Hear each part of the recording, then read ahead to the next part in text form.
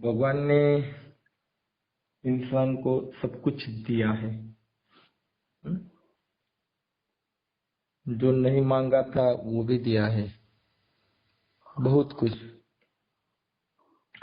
अब क्या होता है कि दादाजी कहते हैं कि मेरे पास सब कुछ है, और अगर मैं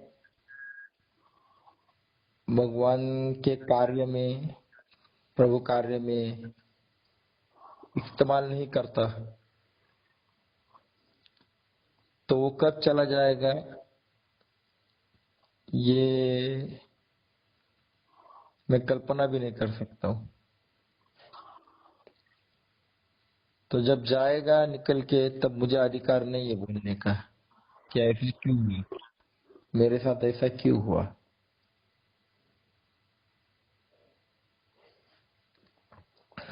तो मुझे सब कुछ मिल रहा है, ये क्यों मिल रहा है, ये अगर सवाल हम नहीं कर रहे हैं तो मेरा सब कुछ जाएगा तो क्यों गया, ये सवाल करने का भी अधिकार मुझे नहीं होगा। तो ये आसानी से समझाते हैं हम अभी। एक साहूकार था गांव में। तो साहूकार का काम क्या था कि ब्याज से सब कुछ देना और ब्याज लेना। पैसा या चीज वगैरह रहती है उसके पास, क्योंकि गांव में सब कुछ मिलता है ऐसा, रेंट पर, भाड़े पर। तो वो सब कुछ देता था जो चाहिए वो। तो उस गांव में एक आदमी था, वो साहूकार के पास आया और उसको बोला कि मुझे 5 बर्तन चाहिए भाड़े पे। उसका भाड़ा भी दूंगा, मुझे चाहिए। तो साहूकार ने उसको 5 बर्तन भाड़े पर दे दिए। अब वो बर्तन लेके आ गया। तो दूसरे दिन वो काम होने पर बर्तन वापस लेके गया। अब बर्तन वापस लेके गया तो 5 बर्तन थे, तो वो 10 बर्तन लेके गया। साहूकार ने दिए थे 5 और ये आदमी लेके गया 10।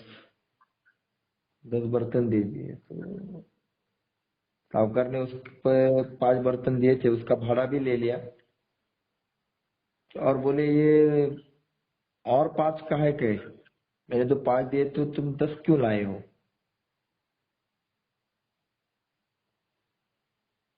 तो वो बोला कि साहूकार जी, आपने जो कल 5 बर्तन दिए थे, तो ये जो अलग से 5 है, ये इनके बच्चे हैं। बोले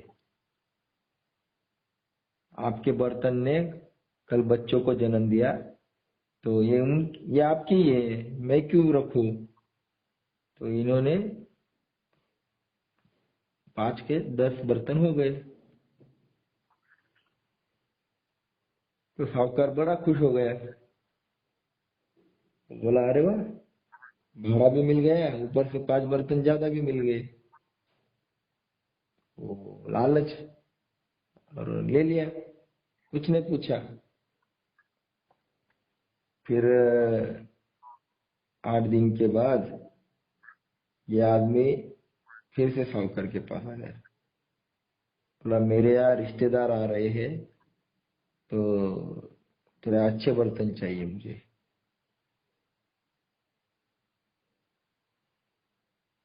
तो साहूकार ने तुरंत दे दिए। फिर ये बर्तन लेके घर पे आ गया और दूसरे दिन काम होने के बाद फिर से बर्तन लेके साहूकार के पास आ गया। तो आते वक्त फिर उस बर्तन में ज्यादा बर्तन थे, भांडी, ये जो रहती है ना, किचन में इस्तेमाल करते हैं। तो साहूकार साहूकार ने देखा, अरे आज आज भी इतने सारे बर्तन, मैंने तो तुझे कम दिए थे, तू इतना लेके आया। तो फिर से वो बोला कि आपके बर्तन ने फिर से कल जन्म दे दिया, तो ये उसके बच्चे हैं, तो आप ले लो, ये मैं नहीं रख सकता। साहूकार बहुत खुश हो गया, बोला पहला ऐसा ग्राहक है जो बर्तन लेके जाता है और बढ़ाकर लेके आता है और पैसा भी देता है, कमाल है। अपने को क्या, आम खाओ ना, गुटलिया से क्या मतलब है गिनने से। ऐसा साहूकार की सोच। जब ऐसा दो चार बार हो गया तो साहूकार का बड़ा विश्वास बच गया। वो बोलता था जा तुझे जो लेके जाने का है, जा लेके जा लेके जा, क्योंकि ये आदमी डबल बर्तन लेके आता है, पैसा भी देता है, तो अच्छी बात है, किसको नहीं चाहिए, सबको। तो ऐसे ही कुछ दिन के बाद ये आदमी साहूकार के पास आता है और उसको बोलता है, साहूकार जी, मेरे यहाँ शहर से बहुत बड़े लोग आ रहे हैं, स्पेशल प्रोग्राम है मेरा, तो आपके पास जो सोने के चांदी के बर्तन हैं वो मुझे दे दो, मैं वापस ला के दूंगा। और साहूकार, उसको याद आ गया कि ये आदमी तो बर्तन वापस लेके आता है, तो डबल लेके आता है। तो उसने उसका भंडार खुला कर दिया, बोला ये जितने भी बर्तन है सोने चांदी के, ये सारे के सारे लेके जा। तो ये आदमी ने सारे बर्तन जो थे सोने चांदी के सब उठाकर लेके आया। अब लेके आया तो साहूकार निश्चिंत था, ये आदमी बड़ा ईमानदार है। तो 2 दिन हो गए, ये आदमी कोई वापस आया नहीं। साहूकार को लगा है आएगा। फिर 3 दिन हो गए, 4 दिन हो गए, अब साहूकार का मतलब टेंशन पड़ने लगा, उससे रहा नहीं गया, ये आदमी आया क्यों नहीं, इतने सारे बर्तन लेके गया, आया क्यों नहीं। तो उसने अपने आदमी को उसके घर भेजा कि जा उसको बता मेरा बर्तन वापस दे, और भाई उसका भाड़ा भी देने का है। तो भेज दिया। तो यह आदमी जब उसके घर आ रहा था तो ये बाहर बैठा हुआ था, इसने देखा। जैसा ही वो आदमी उसके पास आ गया तो ये बड़ी जोर से रोने लगा।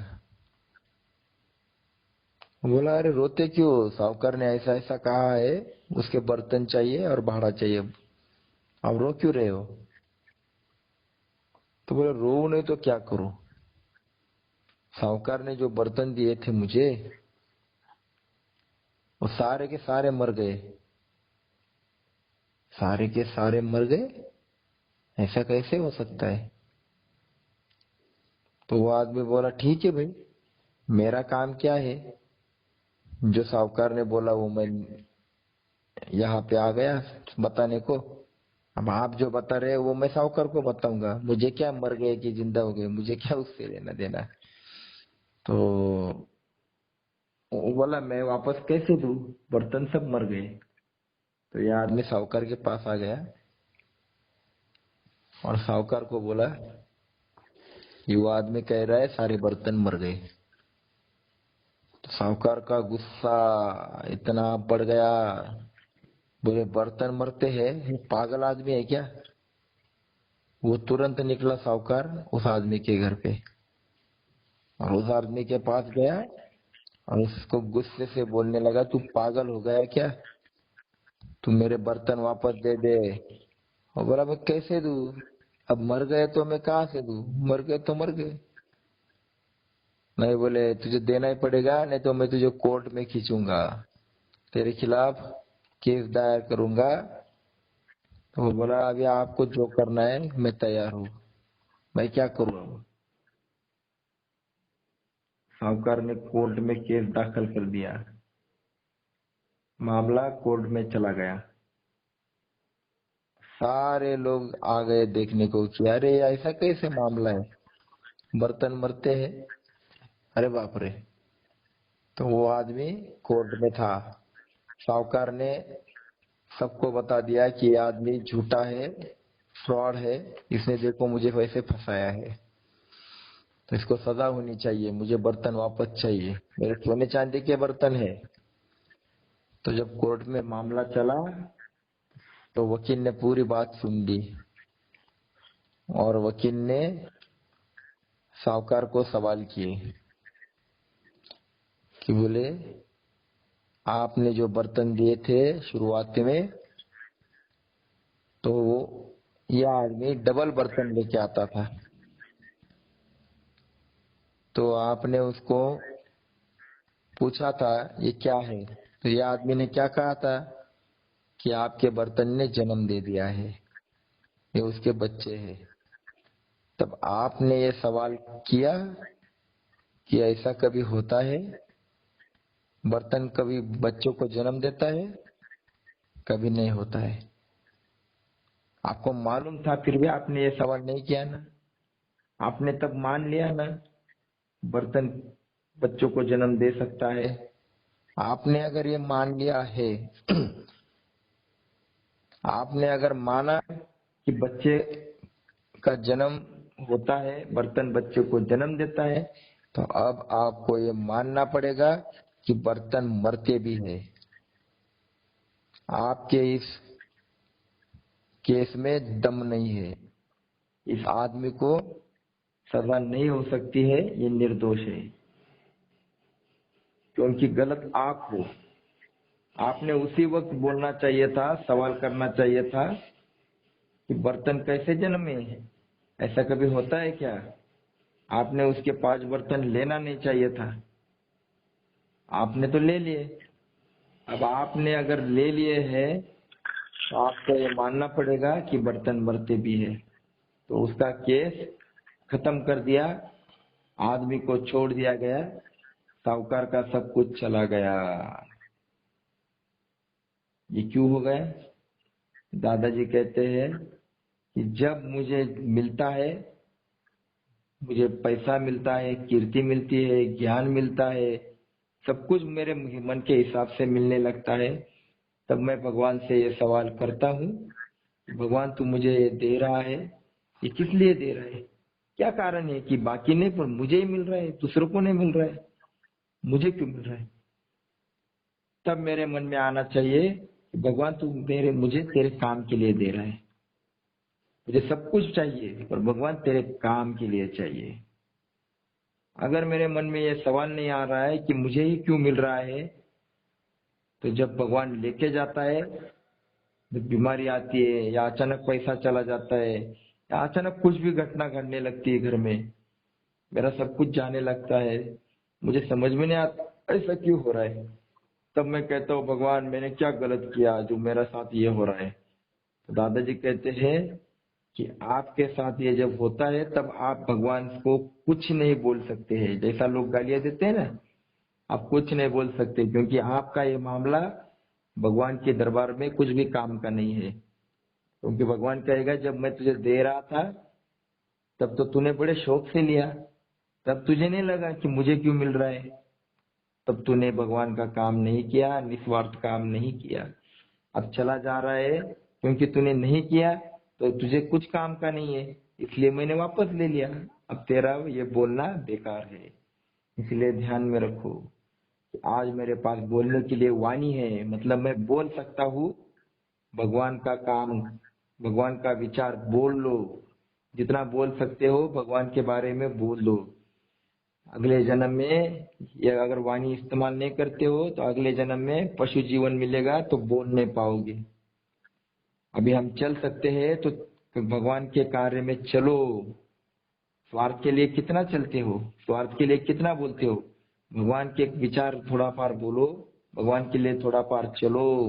क्योंकि जब बूढ़े हो जाएंगे तब बोल नहीं पाएंगे, चल नहीं पाएंगे, सब काम करोगे, अभी समय है अभी करो।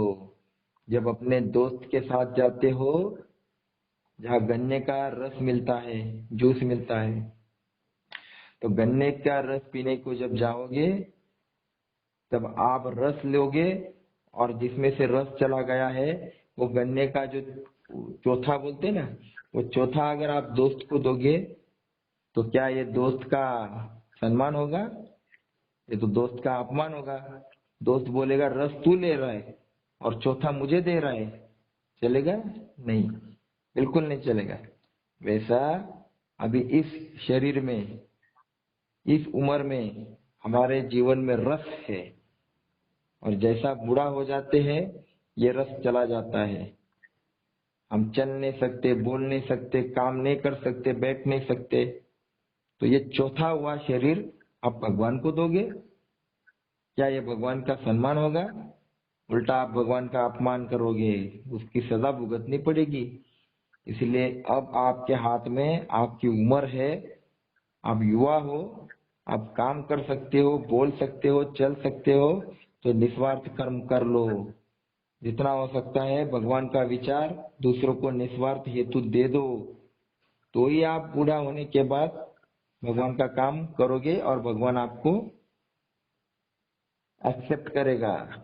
वरना जो आदमी युवा अवस्था में भगवान का काम नहीं करता, उस आदमी का बुढ़ापा बहुत बेकार जाता है, उसको भगवान भी एक्सेप्ट नहीं करता। वो बोलता है जब तेरे पास सब कुछ था तब नहीं आया मेरे पास, अब मुझे भी तेरी जरूरत नहीं। इतना बूढ़ा होने के बाद तू क्या कर सकता है?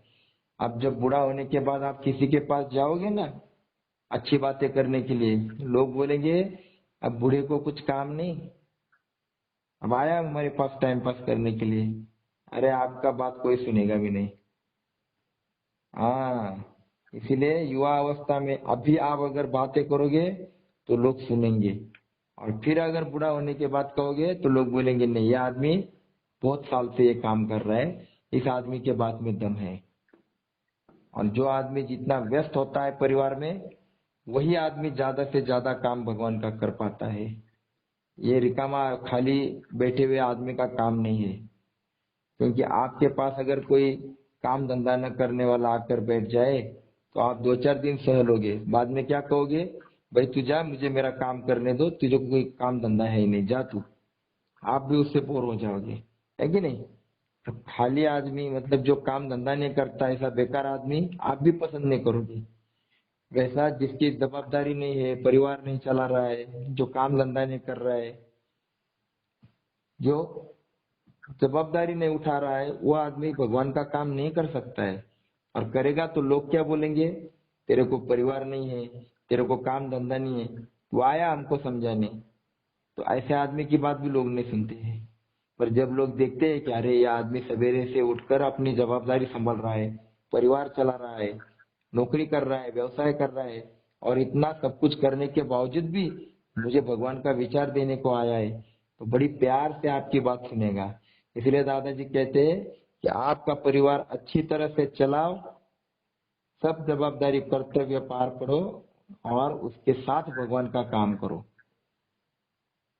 तो आपकी बातों में सुगंध आएगी, और ये सुगंध भगवान एक्सेप्ट करेगा। इसलिए हमें भगवान का काम करना है। आज हमें बुद्धि मिल गई है, सारे पशुओं में से इंसान को बुद्धि ज्यादा है, तो क्या ये बुद्धि का इस्तेमाल भगवान के कार्य में किया? कभी सवाल करो खुद में। अगर नहीं तो अभी भी समय है, ये बुद्धि भगवान के काम में भी इस्तेमाल करो, वरना चली जाएगी तब आपके हाथ में कुछ नहीं रहेगा, रोना आएगा सिर्फ। आज हमारे पास पैसा है, थोड़ा सा पैसा निस्वार्थ भगवान के कार्य में इस्तेमाल करो। आज ये शरीर हम स्वार्थ के लिए इस्तेमाल कर रहे हैं, थोड़ा भगवान के कार्य के लिए इस्तेमाल करो। थोड़ा सा निकलो, एक आधा घर जाओ, एक घर जाओ, एक घर बताओ भगवान का काम। दादाजी कहते हैं भगवान का काम इतना ही है कि बस प्यार बांटो, और प्यार से सबको भगवान का विचार दो। पहले प्यार बांटो, पहले विचार मत दो, पहले प्यार से उसको रिश्ता बांधो, उसको समझाओ कि भाई तेरे अंदर भगवान है और भगवान तेरा जीवन चला रहा है, तू रोता क्यों है? अरे दुनिया की शक्ति तेरे अंदर बैठी है, तू हल्का नहीं है, तू छोटा नहीं है, किसी के सामने मत झुक। कोई आता है तुझे 100 रुपए की नोट देता है, तू उसके पीछे भागता है। कुत्ते को रोटी फेंकी, वो भी दौड़ा चला आता है, तुझे पैसा फेंका, तू भी दौड़ा चला आता है। तुझमें और कुत्ते में फर्क है कि नहीं? स्वाभिमान है कि नहीं? किसी के सामने मत झुक, फुकट का मत ले, किसी का भी फुकट का मत ले। दादाजी कहते हैं किसी से फुकट का कभी नहीं लेना, मेहनत का लेना, फुकट का नहीं लेना। तो भगवान का काम करने के लिए दादाजी कहते हैं उसको बताओ ये भगवान तेरे अंदर है, तू कृतज्ञता व्यक्त करता है कि नहीं करता? गधा नहीं करता है, पर इंसान में गधे में फर्क है।